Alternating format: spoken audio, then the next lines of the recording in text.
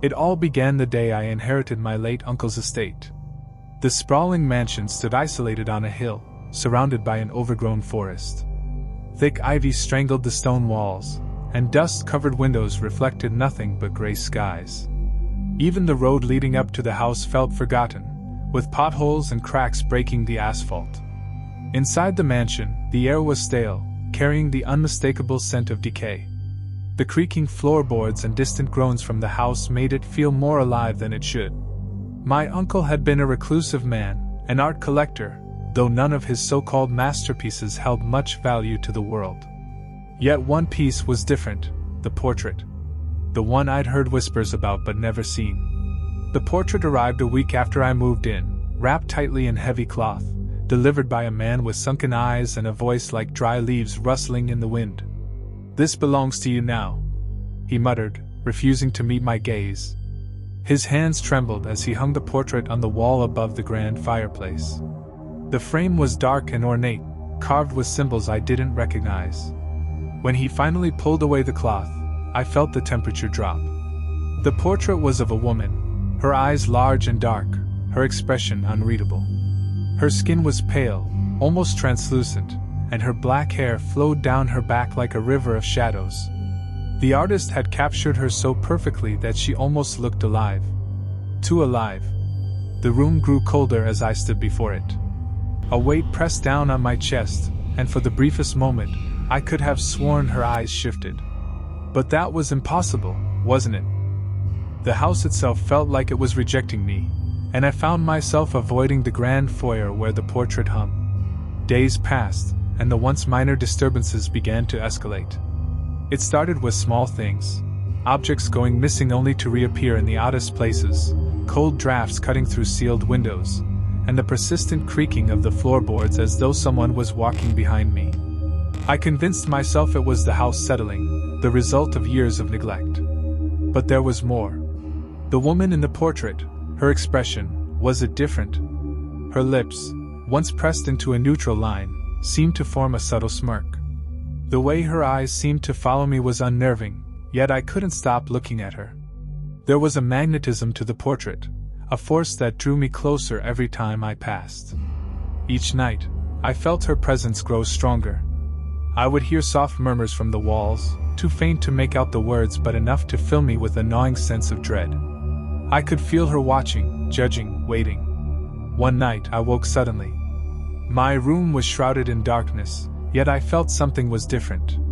The silence was too thick, the air too still. My eyes adjusted to the dim light, and then I saw it, her portrait. It had moved. It now hung directly across from my bed, her black eyes staring into mine. My heart raced as I flicked on the lamp. I blinked, and the portrait was gone. A cold sweat drenched my body as I scanned the room. The portrait was back in the foyer, where it had always been. Had I dreamt it? Was I losing my mind? The next night, the same thing happened. I woke, feeling her eyes on me, only to find the portrait looming closer. It didn't make sense. I locked my bedroom door, but still, she was there. My sleep grew fitful, plagued by nightmares of the woman crawling out of the portrait, her hands stretched toward me, her smile widening as she drew near. The worst part wasn't the nightmares, though. It was waking up and not knowing if they had really ended. The strange occurrences continued to escalate, growing more violent. I'd find the windows flung open in the middle of the night, cold air whipping through the house. Doors slammed shut on their own, and I could hear footsteps above me, even though the floor above had been empty for decades. One evening, as I was standing in the kitchen, I heard something behind me. I turned to find the portrait staring back at me from the hallway. How was it following me? The woman's face had changed. Her eyes now glowed with a faint, malevolent light, and her smile was unmistakably cruel. Her hands, once hidden, now gripped the frame as if she was trying to pull herself out. I grabbed the portrait and threw it into the basement, locking the door behind me. But the sense of relief was short-lived. That night, I woke to the sound of something scraping against the floor. In the darkness, I saw the portrait propped against my bedroom door. Her smile had widened. Desperate for answers, I scoured my uncle's old journals, finally coming across an entry about the woman in the portrait. Her name was Isabella, a distant relative who had lived in the mansion centuries ago. She had been an artist, obsessed with capturing not just the likeness of her subjects, but their very souls. The townspeople had whispered that Isabella had made a pact with something dark, trapping herself within the canvas. But there was more. The journal described how Isabella had slowly consumed the life force of anyone who owned the portrait.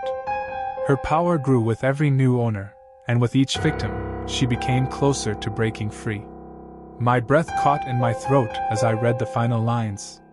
The portrait could not be destroyed. It was indestructible, bound by some ancient magic. The only way to escape was to pass it on, to give it to someone else. But I couldn't do that. I couldn't condemn another person to this fate.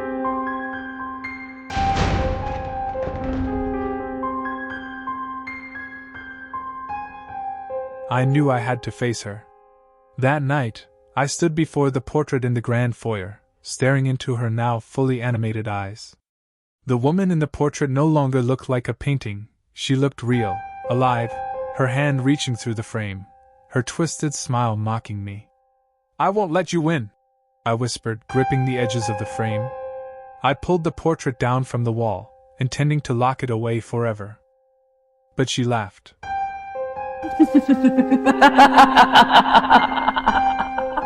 The sound was low and sinister, echoing through the empty mansion.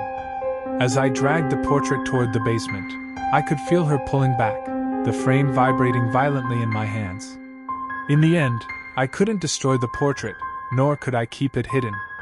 So I did the only thing I could. I left. I abandoned the mansion and never looked back. But I know the portrait is still there, waiting, watching. Sometimes I think I can still feel her eyes on me, even from miles away. If you ever come across a painting that seems too real, too alive, turn away. Don't make the mistake I did. Some things aren't meant to be owned. And some portraits, well, they just might own you.